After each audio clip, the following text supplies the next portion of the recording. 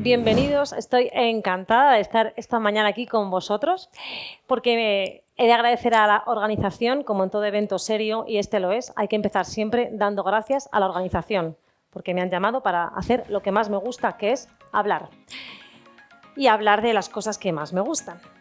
Como ha dicho Beatriz, se unen en esta charla mis dos pasiones, mis dos vocaciones. La primera es la más fácil de explicar, que es que soy médico, eso lo entiende todo el mundo, ya está. Me dedico a la naprotecnología full time, que es ayudar a los matrimonios con problemas de fertilidad desde un punto de vista de una ética respetuosa, católica, lícita, y también a mujeres con problemas ginecológicos de ciclo de cualquier edad, desde la adolescencia hasta la menopausia. Y esta es mi primera vocación, la medicina. Soy médico desde hace ya casi 20 años. O sea, soy bastante vieja, amigos. Y mi segunda vocación, que es la más importante realmente, es que soy laica consagrada. Como me han presentado muy bien, en los apóstoles de los corazones de Jesús y María, que se abrevia ACIM, porque si dices todo el nombre, llegas tarde a comer.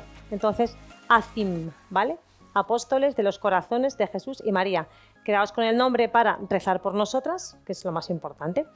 ¿Nuestra vocación qué es? Pues como somos laicas consagradas, estamos 100% en el laicado, en el mundo, como todos vosotros. Nos dedicamos a llevar a Jesús a donde no está, que es al mundo. Nuestra vocación es ser corazón de Cristo en el mundo. ¿Y eso cómo lo hacemos? Pues depende. En la medicina, en el colegio, en el instituto, en la universidad, cada una donde Dios le ha llamado, donde le ha puesto para llevar el reino de Cristo pues allí en su ambiente.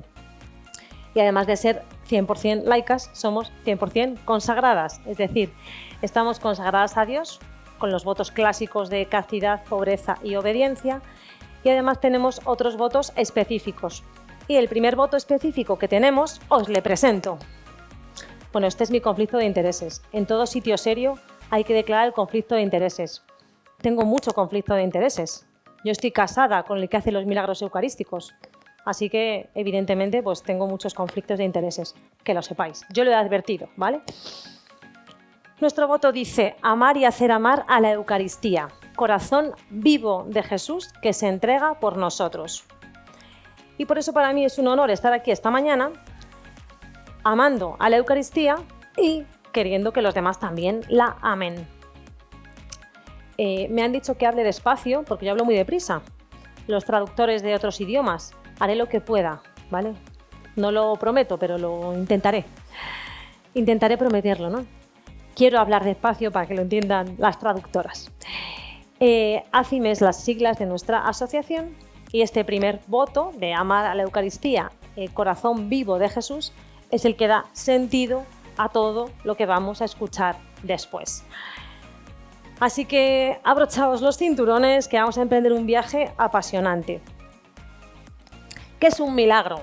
Porque claro, ¿no? Para empezar, a mí me encanta el diccionario de la Real Academia de la Lengua. He dado charlas enteras con el diccionario. Os lo recomiendo, no es para leérselo así, ¿no? En la mesilla, pero está bien para buscar las palabras. ¿Qué es un milagro? Pues un hecho no explicable por las leyes naturales y que se atribuye a una intervención de origen divino.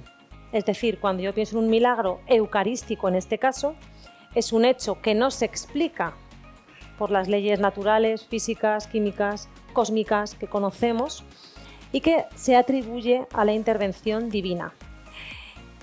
Aún así, siendo un hecho milagroso que no se explica por leyes naturales, la ciencia, que no es incompatible con la fe, sino todo lo contrario, decía un científico que un poco de ciencia aleja de Dios, pero mucha ciencia acerca a Dios, pues la ciencia viene a documentar estos milagros. Y tenemos la gracia, la oportunidad, la suerte de vivir en este tiempo en el cual tenemos muchos medios científicos para poder estudiar los milagros. Sabéis que pues hay milagros muy antiguos, como veremos ahora, antiquísimos. De otros milagros no han quedado reliquias, no podemos estudiarlos, solo podemos conocer las documentaciones escritas que hay acerca de ellos, pero de algunos, especialmente los más recientes, pues la Iglesia los ha puesto a, digamos, en estudio bajo la observación de los científicos, que muchas veces de modo independiente, sin saber de dónde venía esa muestra, otras veces sí, lo han estudiado para ser lo más imparciales posibles. Bueno, vamos a hacer como un caso clínico, ¿vale? Como soy médico, solo sé hacer esto. Es que tenemos estas cosas. Primero hablaremos sobre el paciente, después hablaremos sobre algunos casos. Luego haremos unos análisis sobre estos mismos casos. Después veremos qué significado tiene esto de los milagros eucarísticos y después veremos cuál es el final del camino. Al final del camino de hoy tendremos, no del camino de Santiago ni de la vida, al final de hoy tendremos un rato para preguntas. Entonces, las inquietudes existenciales o no que os surjan, las podéis pensar. Y luego, si alguien me ve por algún camino de la GEMJ y me quiere preguntar algo, soy fácil de identificar porque soy la que va en silla de ruedas. Entonces, me encontráis fácilmente, ¿vale? Porque tengo esclerosis múltiple y me tienen que llevar porque aguanto de pie un poquito, pero ya un ratito más ya no. Entonces, pues me paráis, me preguntáis, me decís buenos días, me ha encantado la charla, me ha parecido horrible la charla, lo que queráis, ¿vale? Bien, empezamos. Punto número 1, sobre el paciente. Esta es una frase de San Juan Pablo II que dice esto tan bonito. La verdad es que, bueno, como estamos en un contexto de una jornada eucarística, tampoco hay que hablar mucho sobre lo que es la Eucaristía, porque ya nos han hablado un montón esta mañana, ¿no? Con Carlo Acutis, el Padre Salvador también durante los puntos de la meditación. Y San Juan Pablo II dice que la Eucaristía es lo más precioso que la Iglesia puede tener en su camino por la historia. Así que si tenemos un tesoro que debemos salvaguardar, que nos puede acompañar y en el que debemos amar y hacer hincapié en él y también llevar a otros a ese amor, es la Eucaristía. Voy a haceros mucho hincapié, o voy a intentarlo, y si no ya lo hago ahora, ¿vale? Para que no se me olvide. Es muy importante que sepamos que además de amar a la Eucaristía, como dice nuestro voto, hay que hacerla amar. Es decir, mucha gente está en la GEMJ, pero hay mucha más gente que no está en la GEMJ. Entonces, toda esa gente que no está, hay que traerla a la Eucaristía. Hay que darles un anuncio de Jesús que nunca han oído, lo que se llama ahora el primer anuncio, porque vivimos en un mundo sin Dios. Antes la gente iba a un convento y hablaba con una monjita o con un monje, o iba a la iglesia o a la parroquia o se confirmaba. Ahora poca gente va a la parroquia, menos gente aún va a ver a un convento, ¿no? A una religiosa, a un monje. Entonces somos nosotros, sois vosotros, también yo, nosotros, los que tenemos que ir donde están ahí ellos, ¿no? Al mundo y decirles, a los de clase, a los de la universidad, a los del trabajo, que Jesús está en la Eucaristía y te ama. Tengo para ti una noticia muy grande, la mejor noticia. ¿Desde cuándo pasa esto? ¿Desde cuándo hay milagros eucarísticos? Porque, claro, uno cuando conoce a Carlo Acutis, ¿no? ¿Cómo no nombrar a Carlo Acutis en esta charla? Es imposible, ¿no? Pues ve que hay milagros eucarísticos en diferentes momentos de la historia. Algunos, como veremos luego, son muy recientes, pero es un fenómeno que lleva ocurriendo en la Iglesia desde hace muchos siglos, muchísimos siglos. Fijaos que voy a decir mal los nombres, todos los que diga, ¿vale? Entonces, si hay algún alemán o polaco o algo en el público, me perdona, porque no tengo ni idea ni de polaco ni de alemán, ni de casi nada. Entonces, en el año 1200, Cesáreo de Heisterbach hizo un tratado, era un monje, hizo un tratado sobre milagros eucarísticos que habían acontecido cerca de donde él vivía. Solo cerca, que era la ciudad de Colonia en ese caso, y pone 67. Es como si yo, y he puesto milagros. Mira que he repasado la presentación 5 veces, da lo mismo. Es como si tú vives en Albacete y dices, voy a ver cuántos milagros hay cerca de Albacete. Y te salen, y rima, te salen 67 en Albacete.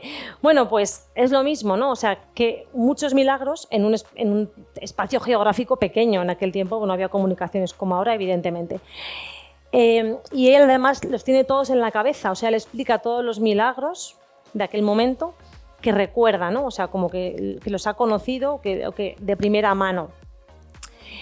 En el siglo, entre el siglo VIII y IX, San Pascasio Radberto, que con este nombre pues era un monje también, hace un tratado también sobre la Eucaristía, y también en él habla ya de milagros eucarísticos. Y Santo Tomás de Aquino, o sea, hasta tal punto esto era importante y era famoso, que Santo Tomás de Aquino en la Suma Teológica dedica un apartado a los milagros eucarísticos, o sea que era bastante, bueno, que era común, que era algo extraordinario, no común, pero que era algo que sucedía y que se conoce en la Iglesia desde hace muchos siglos. Y ahora, también ahora hay milagros eucarísticos, ya veremos que también ahora. San Pablo VI, decía en la encíclica Mysterium Fidei que la Eucaristía supera las leyes de la naturaleza.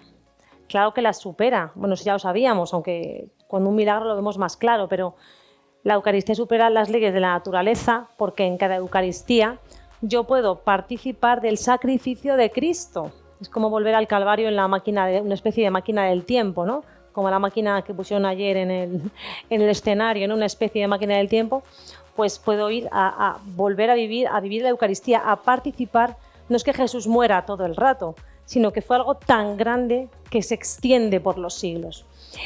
Y en su género es el mayor de los milagros. ¿Quieres un milagro? Sí, pues mira, vete a la Eucaristía, vete a misa. Es que ese milagro es bastante discreto.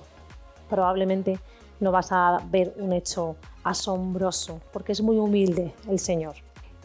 Vamos a hablar primero del milagro de Lanciano, que es del siglo VIII. Es un milagro antiquísimo. Es el milagro más antiguo del cual tenemos reliquias para poder ver, estudiar, venerar, etc. Por el nombre os imagináis que está en Italia, Lanciano, igual alguno incluso ha estado. Y en este milagro ocurrió algo. ¿Cómo fue el milagro? Pues ocurrió algo muy frecuente en estos milagros eucarísticos, que es que parece que fue un monje de la orden basiliana, aunque se pierde un poco en la noche de los cronistas, estaba celebrando misa con grandes dudas de fe. Y en las dudas de fe estaban en: ¿esto realmente se va a convertir en el cuerpo de Cristo? ¿Esto de la misa es verdad? ¿Me han contado una historieta o qué?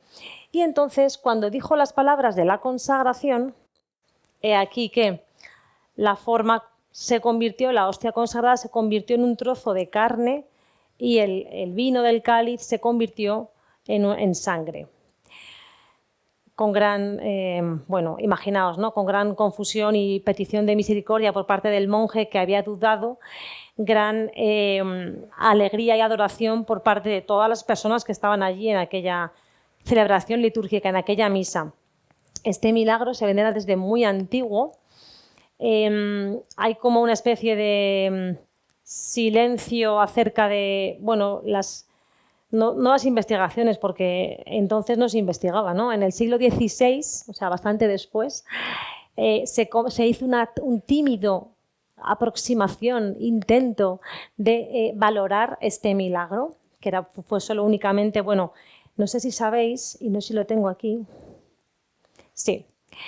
El milagro de Lanciano, hoy por hoy, si lo veis, consta de dos partes. El trozo de carne en que se convirtió la forma, que está en una custodia, un ostensorio de plata, y en la parte inferior hay como un vaso, una copa, donde están los trozos de lo que fue sangre, que ahora está coagulado, endurecido en unos cuantos trozos, que es la foto que veis abajo. En el siglo XVI, en el año 1570 aproximadamente, se extrajeron los coágulos de sangre, se pesaron, hubo alguna especie de algún tímido intento de valorar el milagro.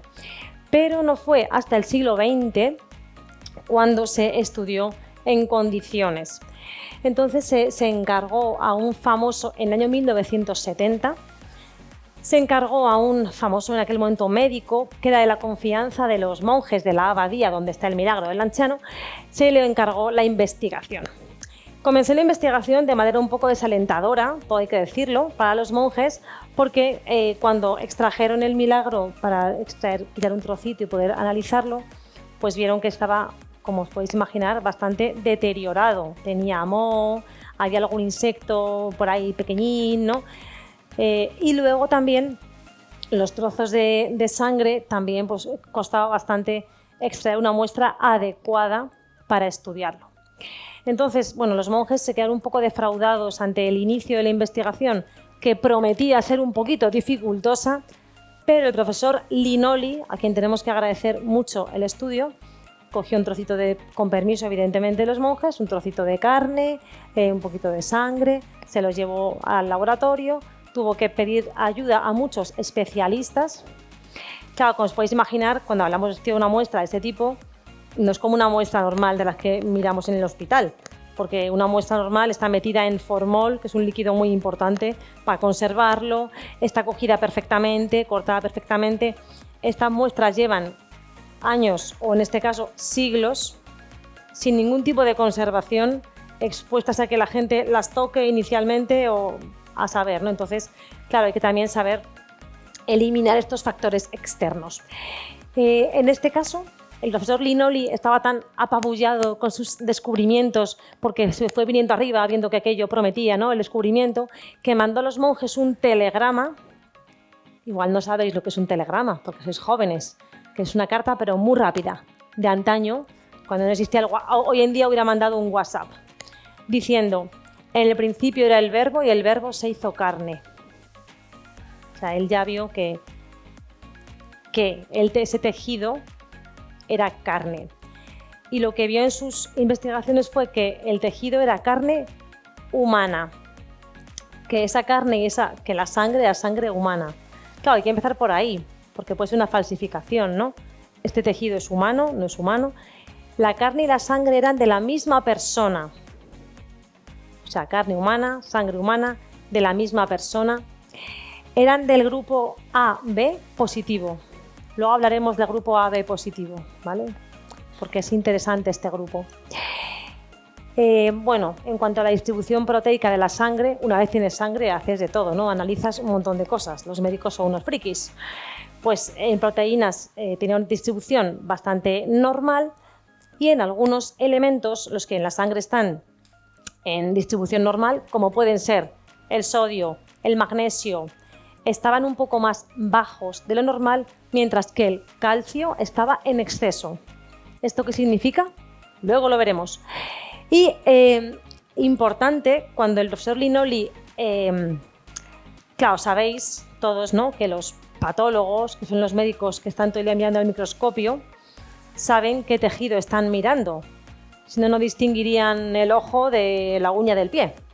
De hecho, en medicina hay un examen muy importante que yo suspendí varias veces, que yo no habría hecho estos estudios. Porque, bueno, a lo mejor ahora sí, pero antaño era difícil porque se me daba fatal. Entonces te ponían en el examen unos cuantas muestras y había que adivinar como una bola de cristal, ¿no? Había que saber con las características del tejido a qué órgano pertenecían.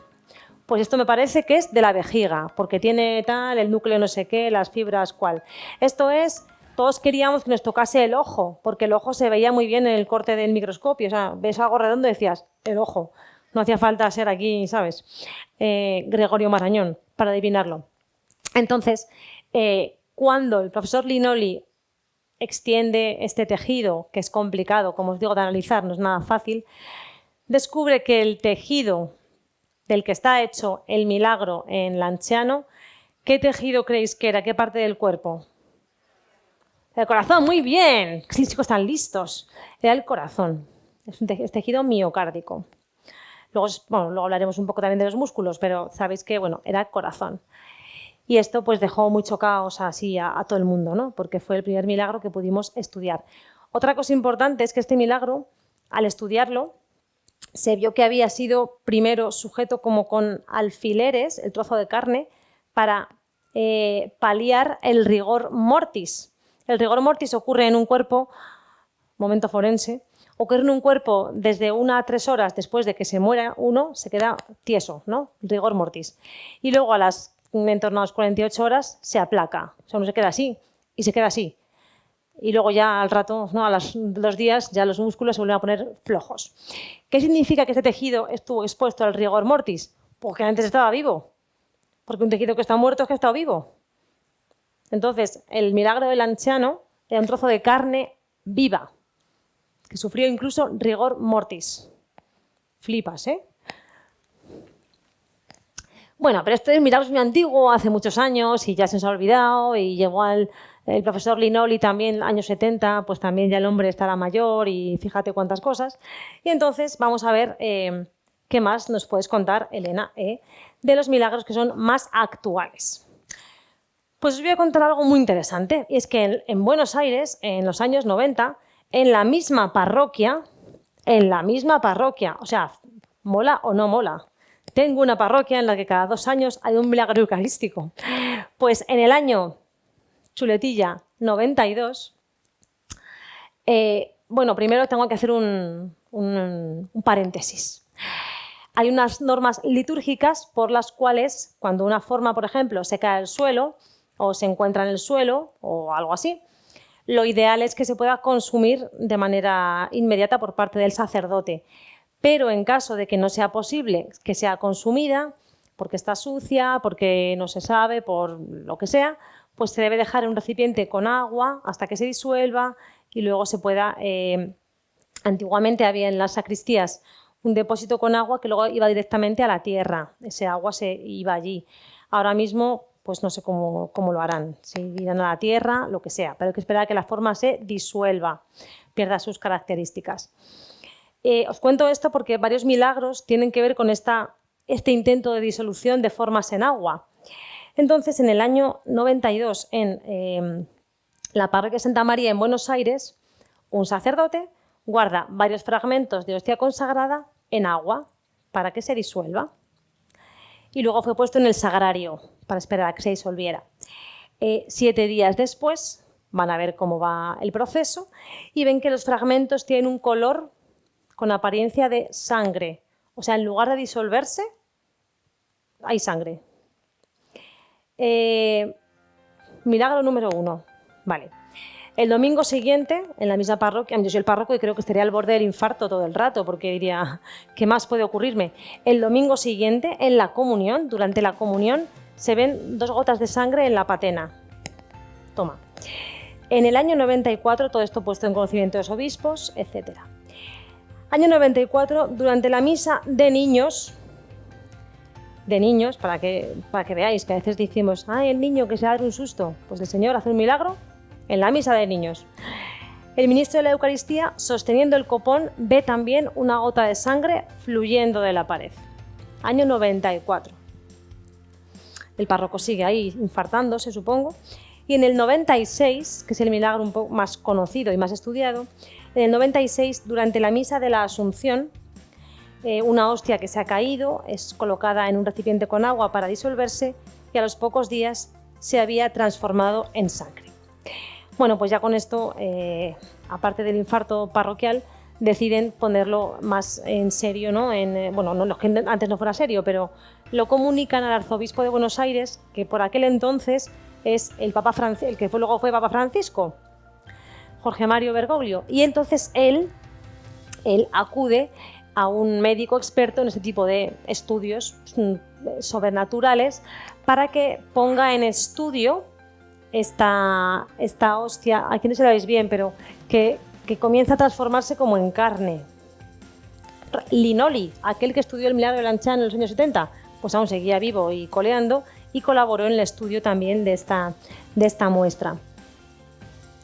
El resultado obtenido con esta muestra es muy similar al obtenido en Lanciano, que también interroga, porque dices, un milagro del siglo VIII y un milagro de 1996 tienen las mismas características. Vamos, que para ser un fake es muy difícil. Hay que hacerlo bien. Claro, tened en cuenta que esta muestra que era un trozo de carne con sangre, había estado metida en el agua durante meses. Eso es un lugar totalmente inadecuado para que se conserve una muestra. O sea, es como... no es formol, no es ningún líquido especial, ¿no? Sino que es agua del grifo. Además ponen así, tap water, agua del grifo, o sea, literalmente.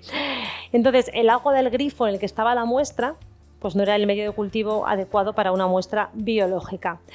Por eso fue una labor ardua reconocer el tejido. Se vio que era tejido humano con los test que se hacían entonces, que eran más incompletos que los test que se hacen ahora.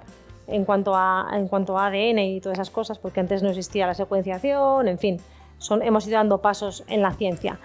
Y tuvieron que llevársela a este profesor Frederick Zugibe de Rockland County, New York, para que él identificara qué tejido era ese. Y entonces él dijo, sí, pero ¿esto de dónde sale? Dijeron, no se lo decimos para que usted sea imparcial. Y entonces dijo estas palabras míticas, soy un especialista del corazón. El corazón es mi negocio, mi rollito. El corazón es lo mío, ¿no? Esto es tejido muscular cardíaco. De hecho, dijo de dónde era. Tejido muscular cardíaco cercano a una válvula. O sea, el doctor sabía, el colega, el doctor sabía que era tejido cardíaco cercano a una válvula, o sea, qué parte del corazón era. Era tejido cardíaco. Y en este milagro comenzamos a ver algo bastante que luego se repetirá en milagros posteriores, que son células musculares de corazón que están infiltradas por glóbulos blancos. Esto tiene que ver con el proceso de la inflamación. Entonces ven glóbulos blancos de un tejido vivo. De hecho, dice el profesor, ¿cuánto tiempo, este tejido cuánto tiempo lleva muerto? Y dicen, ni se sabe. Pues es como si hubiera estado vivo hasta hace 3 horas. O sea, realmente parecía un tejido vivo el extraído para hacer la comprobación científica. Entonces podemos hablar de que son carne y sangre humanas, una vez más, y que padecen una inflamación crónica o aguda que se ha cronificado. O sea, es un corazón que está inflamado. Tixtla. Esto es México. El idioma es más fácil ya. Luego viene Polonia, que ya veréis. Bueno, esto es un milagro del año 2006. En el año 2006 se celebró una misa multitudinaria en Tixtla por un sacerdote de corte bastante carismático en sus manifestaciones, que era conocido como el Padre Rayito. No me sé el nombre, pero mola, el Padre Rayito. Entonces el Padre Rayito, durante su misa, se comenzó a repartir evidentemente la comunión, y una religiosa que estaba repartiendo la comunión de repente vio que una forma, como veis en este copón, estaba manchada de sangre y comenzaba como a exudar sangre. Con lágrimas en los ojos fue corriendo donde estaba el sacerdote, quien al ver el milagro pues lo comunica a los fieles, y todos prorrumpen a cantar cánticos eucarísticos y a cantar cánticos alabando a Dios, mi Cristo, mi Rey, en fin, una cosa muy bonita. Y este milagro de Tixtla, de nuevo, es... Pues, ¿qué pasó? Que al mismo grupo que habían encargado de estudiar el milagro de Buenos Aires dijeron, ya que estáis en racha, podéis seguir estudiando el milagro de Tixtla, ¿no? Ya que os dedicáis a este rollito, pues podéis continuar con los estudios. Y al estudiar el milagro, de nuevo ven que la sangre era humana, de nuevo ven que era el grupo AB, que en Buenos Aires no teníamos esa información porque no fue posible. De nuevo sangre del grupo AB. El tejido, de nuevo, es músculo cardíaco, para sorpresa de nadie, ahora mismo. Es un tejido con signos inflamatorios y es un tejido que al estudiarlo, bajo una capa de sangre que estaba coagulada como una costra, ven sangre fresca todavía. Este músculo inflamado, los datos que nos da es que cuando un músculo se inflama de esta manera en el corazón, hay muchas explicaciones, pero los estudios forenses que lo estudiaron indicaron que ocurría especialmente cuando la persona de ese corazón estaba bajo un estrés intenso, bajo un sufrimiento grande. Lo han visto en personas accidentadas, por ejemplo, en accidentes de aviación, personas que han sido asesinadas tras palizas, grandes contusiones, ¿vale? Así que es un corazón que ha sufrido, un corazón que ha sido golpeado fuertemente. Llegamos a Polonia y los nombres difíciles. A ver. Bueno, he intentado saber cómo se llamaba, pero no es nada fácil, ¿eh? Creo que se dice Sokołka, pero bueno, ya veremos. Si lo hay algún polaco que me puede corregir. En Sokołka, en el día 12 de octubre de 2013, bueno, importante, Sokołka es la patria del beato Jerzy Popiluszko, que igual algunos le conocéis, en Polonia, que fue mártir del comunismo, al cual Juan Pablo II le tenía mucha devoción. Y es la patria de este beato. Y además, en esta fecha en la que ocurrió el milagro de Sokołka, en 2008, había sido beatificado inmediatamente antes por Benedicto XVI el padre Miguel Sopołko, que era el director espiritual de Santa Faustina Kowalska. Es un lugar bastante bendecido. Hace calor, amigos. Pero no pasa nada, porque el Señor sufrió más por nosotros. Así que venga, saca el abanico y darle. En la Santa Misa de la iglesia parroquial de San Antonio de Sokołka, a las 8:30 de la mañana, o sea, tenemos horario perfecto. De nuevo, una hostia consagrada cae de las manos del sacerdote al suelo. Una de las fieles le llama la atención porque él no se da cuenta sobre el suceso y él de nuevo hace este proceso de recogerla y colocarla en el recipiente con agua que luego se coloca en el sagrario o al lado del sagrario para su disolución. Tras una semana, bueno, pues la hermana Julia, que se ha hecho famosa gracias a esto, pues acude al sagrario a ver cómo va el proceso de disolución. El párroco le pregunta: hermana, vaya por favor a mirar cómo va la forma que pusimos en el agua. Y cuando llega, descubre esto. Aquí veis en la parte superior izquierda un trozo remanente de esa forma, ese trozo blanco, y luego veis que ha aparecido de ella un tejido que parece un coágulo o algo así, ¿no? Así a primera vista. Y luego abajo del todo se forma como una pequeña cruz que tiene el brazo un poco más largo. No se ve del todo porque he cortado un poquito la imagen, pero este tejido con lo que aparentemente parece un coágulo, una mancha que recuerda una partícula viva de un cuerpo. Y el agua, donde está este prodigio, permanece incolora. O sea, tú echas sangre al agua y con una gotita se tiñe todo, ya lo sabéis, ¿no? Que siempre dicen las madres, la sangre es muy escandalosa, y es verdad, hay la guida y pues todo perdido. Pues ese agua está incolora, y ese tejido está ahí, que parece un coágulo vivo, y entonces pues hay que avisar a las autoridades para que también estudien esto, a ver qué está pasando aquí. ¿Qué está pasando aquí? Pues pasa que la sangre, de nuevo, era sangre humana, del grupo AB, que es un tejido, aunque parece un coágulo, o sea, parece sangre, ¿no? Tú lo ves y parece que es un coágulo de sangre. Al analizarlo ven que es tejido de corazón. O sea, es un trozo de un órgano. Y es un músculo inflamado que verdaderamente está sufriente. Digo verdaderamente está porque en Sokołka no hablan del pasado, sino que hablan del presente. Es un tejido que al analizarlo se ve que tiene vida y que está sufriendo. Tiene algunas modificaciones de lo que se llama cardiomiopatía por estrés, que se llama Takotsubo, es un nombre japonés, que recuerda no sé qué de coger un calamar o no sé qué movida, un pulpo. Pero la idea es que los corazones que han sufrido estreses muy intensos sufren una cardiopatía, una modificación. Así que tenemos de nuevo un tejido de un corazón que ha sufrido o que está sufriendo un estrés muy intenso. Sokołka es muy divertido porque hubo bastante controversia con las autoridades civiles. Porque sabéis que Polonia, bueno, en Latinoamérica, el pueblo aceptó de buen grado los milagros, pero en Europa, en Polonia ya la cosa estaba un poco más complicada porque venían de una herencia comunista y aunque es un país donde la Iglesia ha permanecido muy fiel, también tenemos gente muy contaminada por el racionalismo. Entonces empezaron a decir que si aquello no era... Bueno, empezaron a decir, la alcaldesa o alguien de los gobernantes dijo que había que buscar un crimen. Pues si había un corazón de alguien ahí muerto, pues es que habían matado a alguien. ¿No? O sea, es alucinante, ¿verdad? Y entonces, pues claro, porque pensaron, esto es un asesinato. Han asesinado a alguien, no sé, han metido un trozo en el copón. Bueno, no lo sé. Pero ya pensó que había que buscar un cadáver en alguna parte. Y todo se zanjó porque la policía, que en este caso fue más razonable que los gobernantes, quizá casi siempre, pues dijo, no se ha desaparecido nadie y están todos bien. Ya está. No hay muertos. Gracias. Adiós. Pues eso. Fenomenal.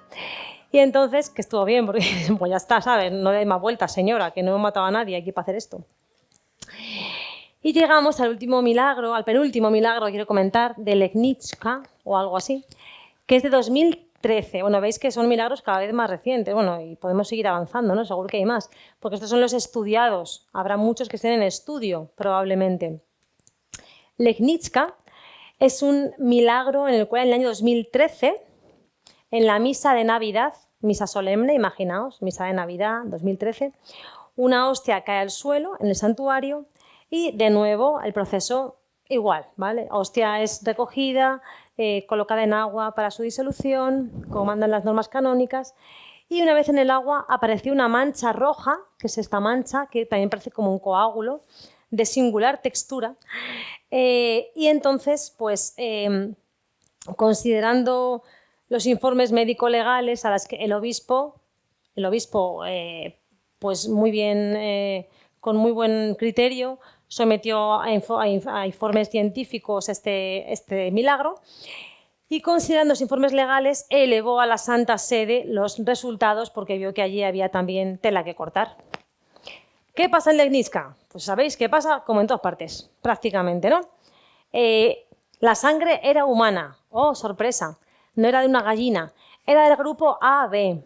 De nuevo, este tejido, que por supuesto era músculo cardíaco, tenía signos inflamatorios.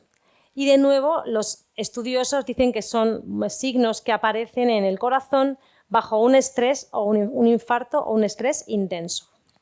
¿Qué podemos decir de ellos, ¿no? Tenemos aquí, hemos presentado un poco los casos, lo que han estudiado sobre ellos. ¿Por qué el corazón? ¿No? Cuando estudiamos el milagro de Lanciano, que es el primero, incluso macroscópicamente, o sea, a simple vista, se distingue que es un corte de corazón. No es exactamente eso, pero para que os hagáis una idea, ¿no? Un corte transversal del ventrículo izquierdo, ¿no? El más potente del corazón. Si mirásemos bajo un microscopio los milagros, veríamos algo parecido a esta imagen de la derecha, que sabemos que es músculo cardíaco. Tenemos en el cuerpo tres tipos de musculatura. La musculatura lisa, que es la de las vísceras, la vejiga, el útero, parte del intestino. La musculatura estriada, que es la de ponerse cachas, los bíceps, los cuádriceps, la que movemos voluntariamente.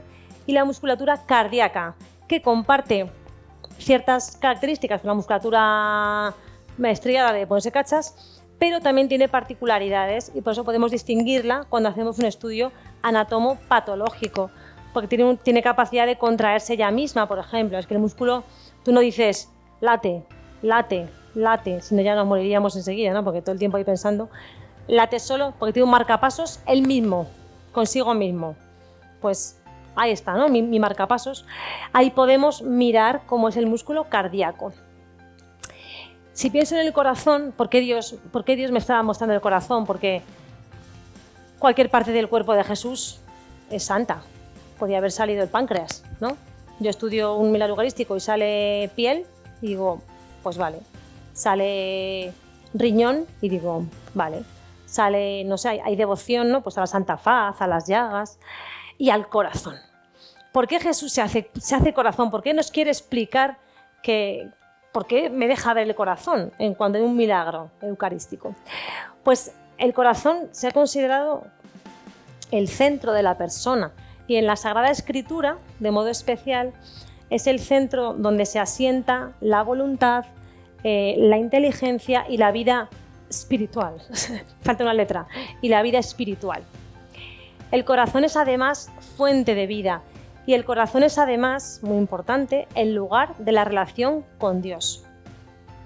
Entonces el corazón no es un símbolo pasado de moda, sino que, oye, mira que Dios me está mandando aquí un mensaje poco subliminal, poca indirecta por parte de Jesús, que se convierte en corazón cuando hace un milagro.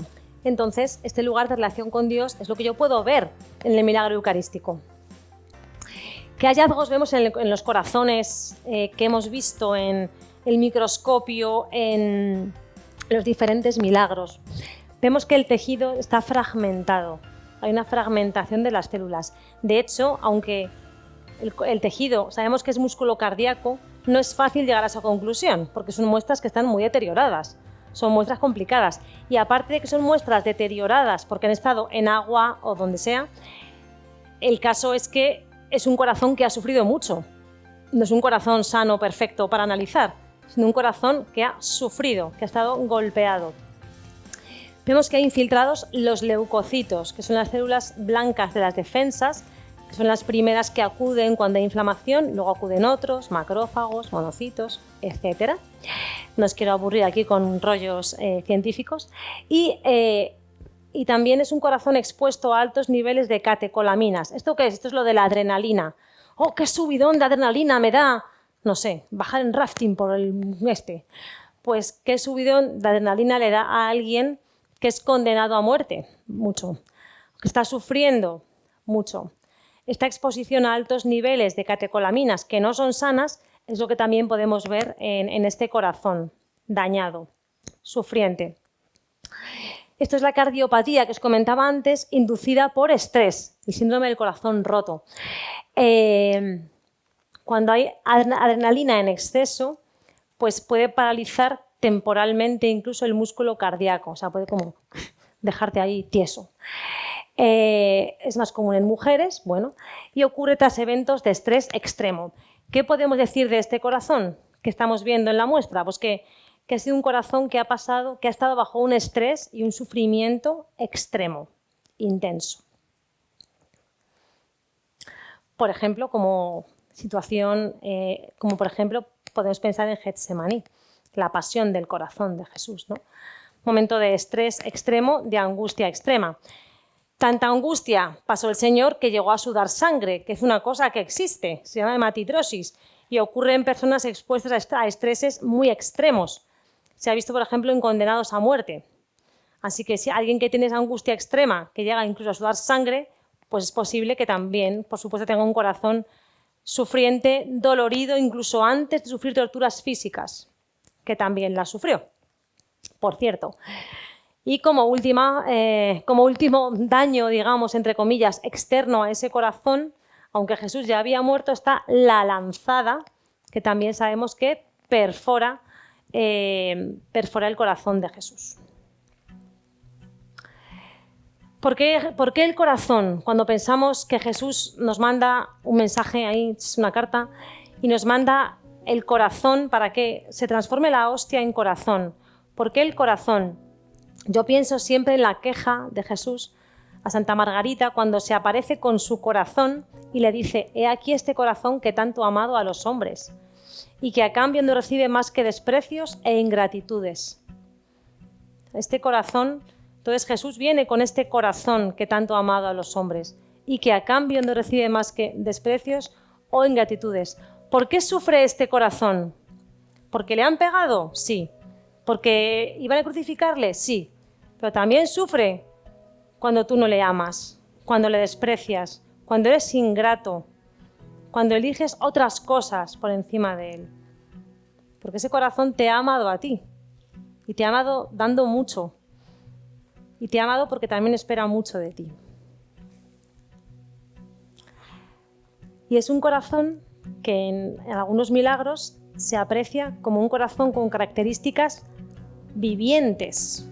De hecho, en Buenos Aires no está documentado científicamente al 100%, digamos, no tenemos pruebas, no hay una grabación, no llevamos el móvil todo el tiempo encima porque era el año 96, un poco más adelante, pero una de las patólogas que lo estudió apuntó a lápiz al mirar la muestra que aquella muestra de células parecía latir rítmicamente.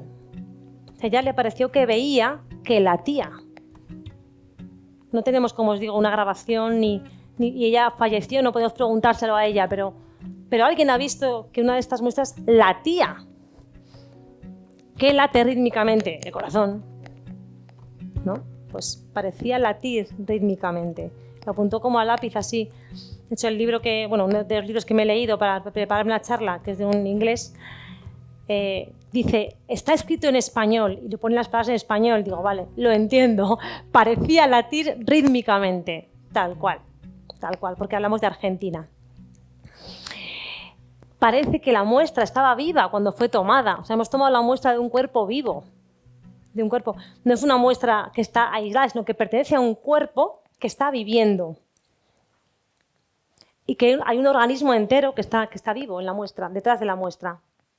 Abajo a la derecha veis algunas de las imágenes del milagro de Lanciano, que estaba bastante deteriorado, y cómo el doctor Lignoli fue apreciando los diferentes tipos de célula, ¿vale? Si a alguien le interesa, tengo bibliografía. Pero bueno, es solo para que veáis un poco la preparación al microscopio de las muestras. Y luego la sangre. La sangre ya es como, a mí me parece, el remate. La sangre es del grupo AB positivo, especialmente estudiado en Lanciano y Tixla. Sabéis que el grupo sanguíneo se puede mirar no solamente en la sangre, sino en los demás tejidos también. O sea, no hace falta tener solo sangre, se puede mirar en los demás tejidos. Sabéis que, los grupos sanguíneos, evidentemente, cuando ocurrió Lanciano en el siglo VIII, no tenían ni idea de que existían. Es un descubrimiento reciente. Y también se ve en la sangre linfocitosis, esa cosa morada es un linfocito, que también nos habla de estrés. Hay linfocitosis cuando hay un estrés fuerte en el organismo. También ocurre con otras cosas como infecciones o enfermedades graves, pero también ocurre ante el estrés. Las células de las defensas salen a defendernos al organismo y ahí está el linfocito. Sobre el grupo AB positivo ocurre algo muy divertido, iba a decir. Es el mismo grupo de sangre que se ha descubierto, por ejemplo, en la Sábana Santa, de la cual no voy a hablar aquí hoy, pero es el mismo grupo de sangre del Sudario de Oviedo, aquí cerca. O sea, es el mismo grupo de sangre. Y es el grupo de sangre más infrecuente del mundo. O sea, falsificar esto es muy difícil. Me hace una pregunta así al aire. ¿Cuánta gente de esta sala, que sepáis, tiene grupo sanguíneo 0? ¿0? Venga, más. Tiene que ser más. 0, vale. ¿Cuántos tenéis el grupo A? A, por aquí. A, muy bien. Vale. El 0 y el A son los más frecuentes, sobre todo en España. Grupo B. ¿Alguno por aquí? Muy bien. ¿Alguno del grupo A, B? Compartid sangre con Jesucristo. ¡Qué suerte! Podéis donar sangre a Jesús. Muy bien, pues veis, son 2 personas de no sé cuántas.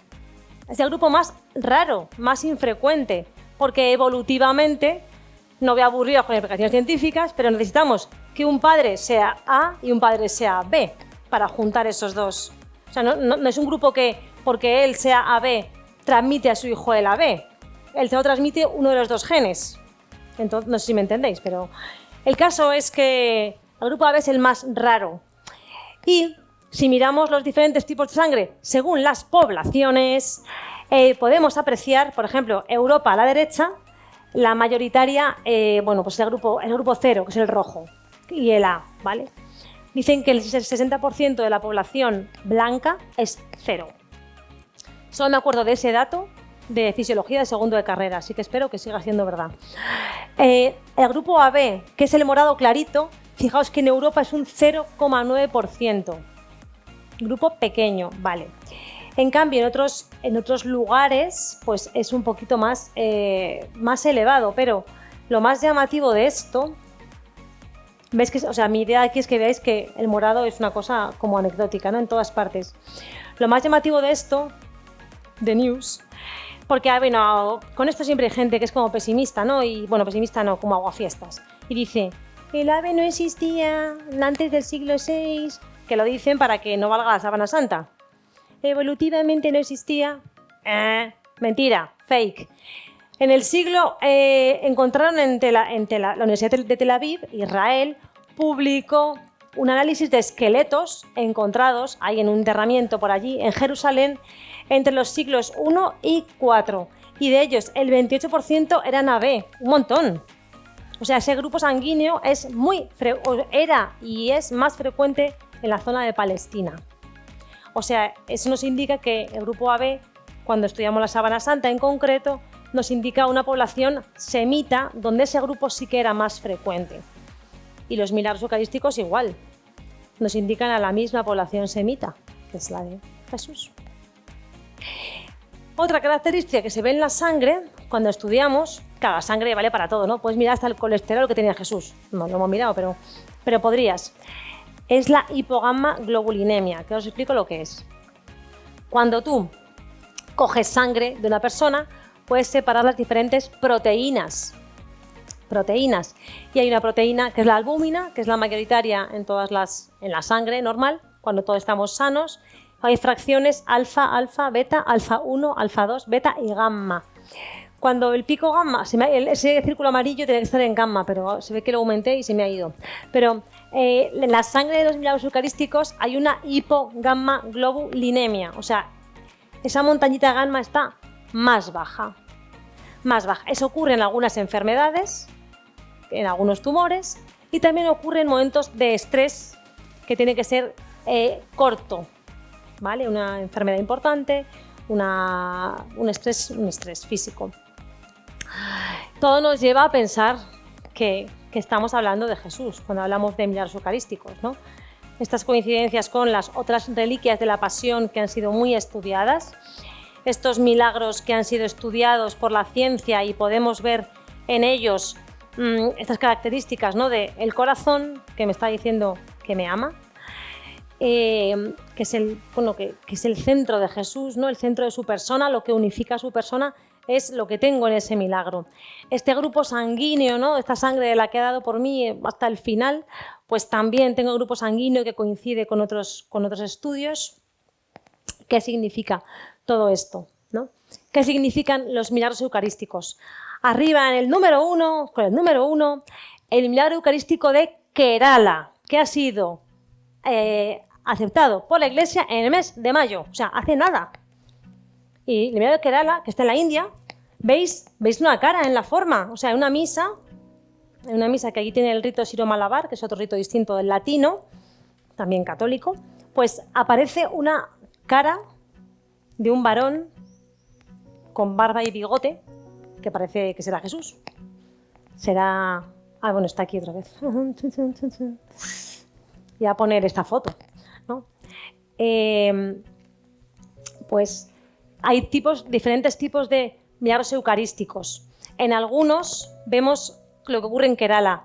Vemos, por ejemplo, una imagen de Jesús. Nos quiere remarcar aquí Jesús su presencia eucarística.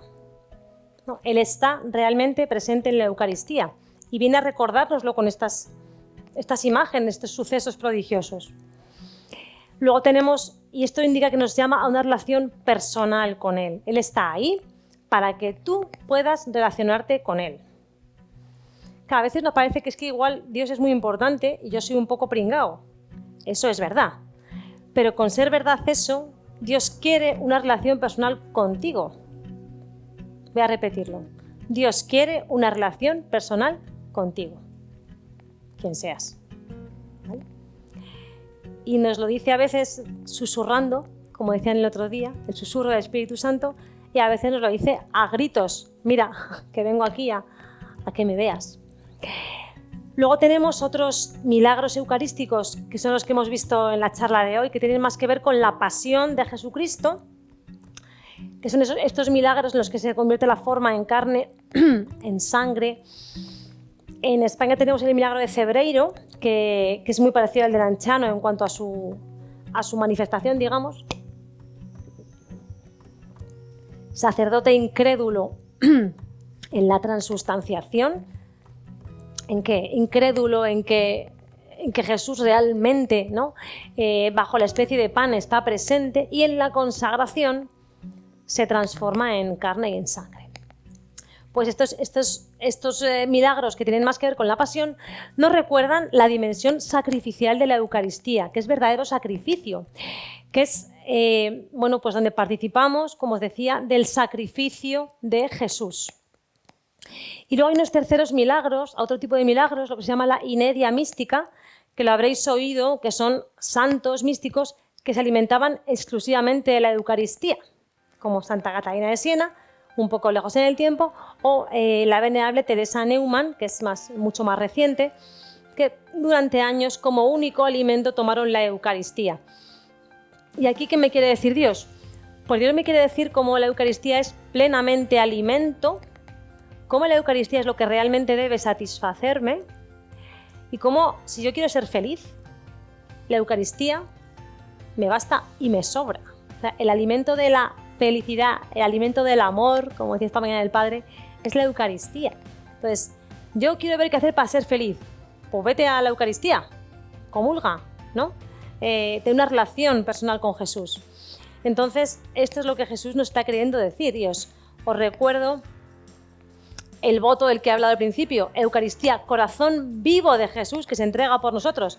Aquí hemos visto cómo es un corazón vivo que se entrega por nosotros. Es un corazón, todos son corazón, tejido de corazón, y está vivo. O sea, se ve, parecía latir, se ve viviente, ahí lo podemos ver. Este es el milagro de Kerala, que aquí lo podéis ver un poquito más grande, que es impresionante. Hemos llegado al final del camino y, bueno, hay un milagro muy importante del que aún no he hablado y del que voy a hablar ahora. Quizás es el milagro más importante de todos y es el milagro más asombroso. Es el milagro que Jesús en la Eucaristía quiere hacer contigo. Entonces, si os han parecido milagrosos estos milagros, si os parecen inquietantes, si os parecen asombrosos, pues no es nada para lo asombroso que es la transformación que Jesús quiere hacer en tu corazón. No es nada para el amor que Él te tiene a ti y lo que quiere hacer contigo. O sea, si eres capaz de transgredir las leyes del espacio, del tiempo, de la naturaleza y hacer que una forma consagrada se transforme en sangre, en carne, ¿qué no podrá hacer contigo? Pero tienes que dejarte. Entonces, este milagro que Jesús quiere hacer contigo hoy es el milagro eucarístico más importante. Y estás en el lugar adecuado, que es la Gem J, que es una jornada eucarística. Así que es el momento de aprovechar y decir a Jesús, Jesús, haz el milagro de transformar mi corazón, porque además el lema es, os daré un corazón nuevo, ¿no? Pues ese milagro tan grande que hace Jesús contigo es el que puede hacer hoy. Y tenemos que pensar, estos milagros vienen a decirme que Jesús está realmente ahí, está palpitando de amor en la Eucaristía. Si eso es verdad, si Jesús está ahí, que tengo toda la ciencia que me respalda, ¿cómo cambiaría mi vida? ¿Puedo seguir igual? ¿Me da lo mismo? ¿O mi vida tiene que cambiar? Bueno, pues hemos llegado al final de este viaje, como os he dicho. Os voy a contar otro milagro que no es el más importante porque es vuestro corazón, pero es un milagro que sucedió en mi diócesis y entonces estoy apegada al milagro de mi diócesis, que es el milagro de las sagradas formas de Moraleja de Enmedio, que igual algunos conocéis, hago propaganda aquí, en la diócesis de Getafe. Es un milagro en el cual unas sagradas formas que fueron escondidas durante la guerra civil no se deterioraron y están frescas como el primer día. Estuvieron escondidas para evitar ser profanadas en un copón debajo de la tierra, mojado. El copón, si veis el copón donde estaban, está destruido y era de metal, o sea, está oxidado, roto y las formas están igual que el primer día. Hace un par de años, el obispo de entonces, don Joaquín, 2 o 3 años, comulgó un trozo de forma para comprobar su estado, para ver si seguía. Y bueno, igual alguna vez os han dado de comulgar una forma rancia. A mí sí. Y está rancia, ¿no? O está blandurria. Pues las formas estaban perfectamente al romperse como, bueno, dice que el Cordero de Dios cuando rompió la forma para comulgar solamente media, para no acabar con todo el milagro eucarístico, porque hay unas cuantas, pero se han ido comulgando para ver cómo está la cosa y claro, al final te quedas sin ellas, pues que al notar que en el Cordero de Dios, al partir la forma, sonó pues perfectamente, ¿no? Como el crunch de una forma perfectamente nueva, de tal manera que el pueblo comenzó a cantar Cantemos al amor de los amores, ¿no? Porque vio ahí el prodigio eucarístico que estaba sucediendo.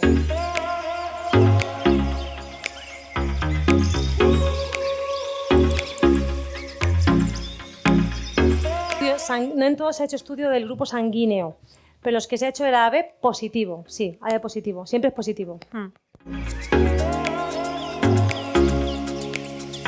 Bueno, es más una descripción de lo que se ve en el corazón, ¿no? Nos explica un poco por qué se ha producido, pero también suele deberse al estrés. O sea, más o menos es lo mismo. Tiene que ver con lo mismo. La entrada de calcio excesiva, bueno, tiene que ver los músculos y en concreto el corazón, normalmente debido a cómo funciona su mecánica, el latido, tienen unos canales de calcio y el calcio sale y entra según la necesidad para contraer y relajar, ¿no? Cuando hay un calcio en exceso, se debe también a situaciones de estrés, es lo que se llama la tetania. Cuando uno se queda tetánico, se queda como agarrotado, la tetania es lo que se produjo, parece en los estudios forenses de la Sábana Santa, en los músculos de Jesús, debido a diferentes cosas como son la deshidratación, no solo por no beber, sino por las pérdidas sanguíneas. El perder mucha sangre hace que el cuerpo sufra tetania, mucha pérdida de calcio. También el corazón tuvo estos fuertes espasmos debido al calcio en exceso. Entonces, he dicho pérdida de calcio, ganancia de calcio. Se pierden otros componentes y hace que el calcio quede por encima de ellos de modo relativo y absoluto, y entonces esto lo que hace es que hay una contracción más fuerte. Y este corazón sabemos que ha sufrido espasmos muy fuertes. Entonces, igual que el cuerpo de Jesús tuvo mucho dolor por la espasticidad de la tetania, el corazón también sufrió este tipo de espasmo debido al exceso de calcio. Mira, sí, y es muy interesante porque se ha intentado, bueno, se ha sabido que es humano, ¿no? O sea, se sabe que es carne humana. Primeramente existía un test que tiene un nombre un poco raro, y este test lo usaban para saber que una muestra encontrada en un escenario criminal, por ejemplo, era humana. Inyectaban el suero a un conejo, el conejo fabricaba inmunoglobulinas. Bueno, esto ya no se hace porque hay test más elaborados en el laboratorio de ELISA y PCR sobre todo, que hablan de cómo se secuencia el genoma. Entonces, se ha sabido que cromosómicamente se sabe que es un varón, eso seguro, pero el secuenciarlo no ha sido posible. Esto está sujeto a diferentes interpretaciones, porque había cantidad escasa, porque no era la muestra del todo adecuada. El autor de los libros que he estado leyendo dice que él cree que pertenece como parte al misterio, ¿no?, en el que Jesús envuelve un poco los milagros. O sea, te doy una parte que estudias, pero no te voy a poner como, ¿no?, mi secuenciación genética. Sería un poco too much. Entonces, sí que se sabe que es de un varón, eso seguro. Eso seguro. Luego ahora hay muchos estudios de ADN mitocondrial también, eso se sigue estudiando, pero todavía no tenemos una secuencia genética de un milagro de Jesús, bueno, de Jesús, que suponemos que es Jesús, ¿no? Creemos que es Jesús. Bueno, la verdad es que el milagro de Kerala no desconozco cómo ha sido su estudio. Este tipo de milagros donde aparecen rostros, por ejemplo, normalmente gran parte del milagro es que no se sabe qué sustancia es la que forma esta imagen, ¿no? Que esto también ocurre en la Sábana Santa. No está quemado, no está pintado, o sea, no es pintura, no está... ¿Qué es? No se sabe, es una cosa pues misteriosa. Entonces, no sé en el Kerala qué estudios se han hecho, si se han hecho algún estudio de este tipo forense, pero desde luego habitualmente no podemos llegar a saber qué textura o qué tejido es ese. Bueno, ha habido reacciones de diferentes tipos. Hay gente que lo ha cogido con mucha fe. Otras personas, pues incluso han hecho estudios para intentar, ¿cómo diría yo?, desmerecer estos estudios, ¿no? En el milagro de Sokoka, que ya os he contado que hubo diferentes posiciones encontradas civiles, hubo un patólogo que dijo, eso es una bacteria que se llama Serratia, que produce un pigmento rojizo y parece sangre, pero eso no es sangre, eso no explica que haya tejido cardíaco. De hecho, en la siguiente milagro, en Legniska, dijeron, se excluye la contaminación por Serratia, sabiendo ya que iban a decir que si la bacteria teñía el rojo. O sea que hay un poco de todo. Al final yo creo que la posición de esto es que el que está abierto a la fe, pues cree, pero el que no está abierto, como dice en el Evangelio, ni aunque un muerto resucite, iban a creer. Entonces yo creo que eso al final depende un poco de la actitud que tenga uno respecto a esto, ¿no? Si está abierto de verdad, probablemente algunos cardiólogos de los que han hecho estos estudios han encontrado, o sea, una respuesta, ¿no?, de fe, pero otros pues... La idea es que, bueno, a ver, la cardiopatía no es mi campo, entonces te puedo responder que la cardiopatía que se ha visto es un corazón sufriente en cuanto a contusiones y en cuanto a inflamación. se puede ver a diferentes condiciones. O sea, nosotros podemos hacer nuestra hipótesis, pero puede deberse a infecciones, por ejemplo, enfermedades infecciosas, víricas o bacterianas, o puede deberse a incluso infartos. O sea, en algunos de los estudios dijeron, esto quizás es un corazón con un infarto de miocardio. Después, estudiándolo más en detalle, dijeron, puede ser un infarto de miocardio o puede ser un corazón contundido, golpeado también. Entonces, esas son un poco las explicaciones.